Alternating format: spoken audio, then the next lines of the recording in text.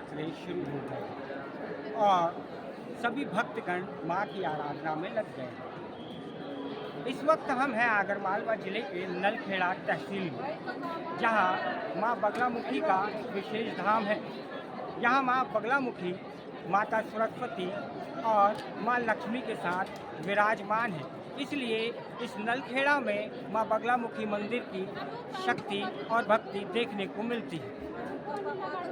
मध्य प्रदेश में 3 मुखों वाली शक्ति माता बगलामुखी का यह मंदिर आगर जिले की तहसील नलखेड़ा में लखुंद नदी के किनारे स्थित है। इस मंदिर के बाकी तीनों ओर शमशान घाट है। द्वापर युगी यह मंदिर अत्यंत चमत्कारी है।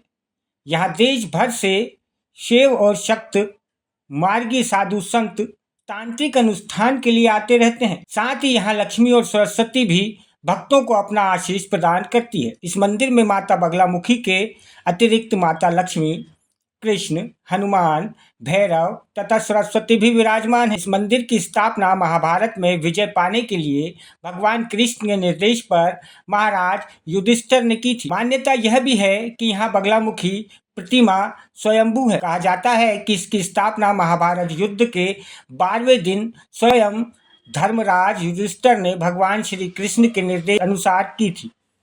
देवी बगलामुखी तंत्र की देवी है। बगलामुखी मंदिर नलखेड़ा, जिला आगर, मध्य प्रदेश। पंडित जी, बगलामुखी जो है यहाँ देवी स्थापित है, काफ़ी वर्षों से स्थापित है। इसकी मान्यता क्या है और इसे किसने यहाँ स्थापित किया था? देखिए, ये माँ बगलामुखी स्थापित नहीं है, ये स्वयंभू माता जी यहाँ विराजमान है। बीच में बगलामुखी है, दाएं और बाएं माँ लक्ष्मी, माँ सरस्वती। ये पिंडी रूप पर यहाँ विराजमान है। यहाँ पर अज्ञातवास के समय यहाँ पांडवों ने साधना की थी। दोनों पर विजय प्राप्त करने के लिए भगवान श्री कृष्ण ने इनको निर्देश दिया था कि आप बगलामुखी की साधना कीजिए। तो उन्होंने आकर अज्ञातवास के समय यहाँ पर साधना की। इनको इस कारण उनको विजयश्री मिली। यह मंदिर प्राचीन काल पांडवकालीन है और इस मंदिर के चारों तरफ शमशान है, पीछे नदी बह रही है। इससे सिद्ध होता है कि पूर्व जन्म में भी यहाँ पर जो है तंत्र साधना होती थी।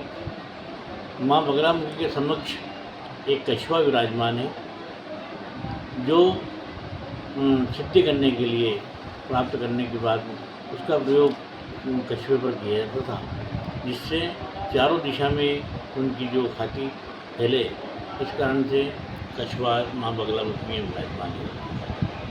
महाराज जी, ये जो बगलामुखी यहाँ मंदिर है, यहाँ यज्ञ भी होते हैं, तो ये यज्ञ और अनुष्ठान की क्या प्रक्रिया है और यहाँ लोग किस लिए ये यज्ञ कराते हैं? दुश्मनों पर विजय प्राप्त करने के लिए माँ बगलामुखी की साधना की जाती है। 10 महाविद्या में 8वीं महाविद्या बगलामुखी में जो तंत्र देव दिखाते हैं। इसके अलावा माँ बगलामुखी स्तंभनी देवी है। किसी भी कार्य को करने के लिए या किसी कार्य को रोकने के लिए माँ बगलामुखी की साधना की जाती है। यहाँ पर यज्ञ हवन जो है अनुष्ठान होते हैं, यज्ञ हो रहे हैं, क्योंकि ये तंत्र देवी होने के साथ साथ यहाँ पर यज्ञ इसलिए होते हैं कि किसी कार्य को रोकने के लिए, अपने मनोकामनाएं के लिए भी होते हैं, सुख शांति के लिए भी होते हैं। इसलिए यहाँ पर सैकड़ों की संख्या में प्रतिदिन हवन हो रहे हैं, जिससे माँ सभी को लाभ दे रही है और अपने जो उद्देश्य में आते हैं वो उद्देश्य पूर्ण।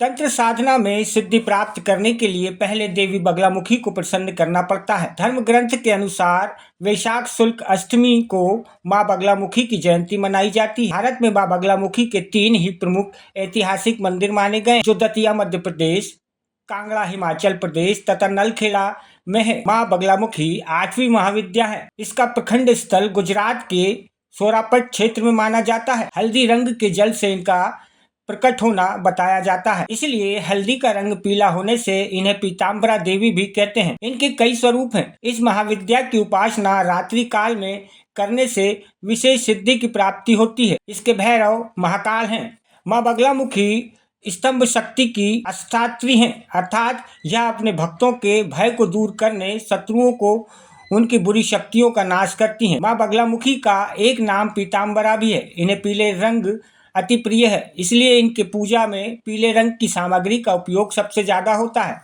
देवी बगलामुखी का रंग स्वर्ण के समान पीला होता है, अतः साधक को माता बगलामुखी की आराधना करते समय पीले वस्त्र ही धारण करना चाहिए।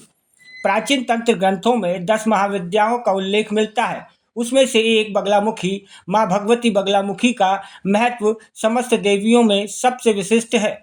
इस मंदिर में विलाप पत्र, चापा, सफ़ेद आंकड़ा, आंवला, नीम एवं पीपल के वृक्ष एक साथ स्थित हैं।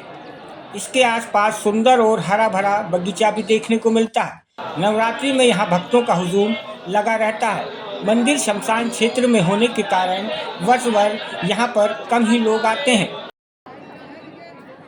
10 महाविद्याओं में से 8वीं महाविद्या माँ बगलामुखी, जिस धाम में हम खड़े हैं, ऐसा माना जाता है कि रावण ने भी विजय पाने के लिए माँ बगलामुखी की आराधना की थी, और जब पांडवों ने कौरवों के साथ युद्ध छेड़ा तब भगवान कृष्ण ने यही पांडवों को माँ बगलामुखी की आराधना करने के लिए भेजा था।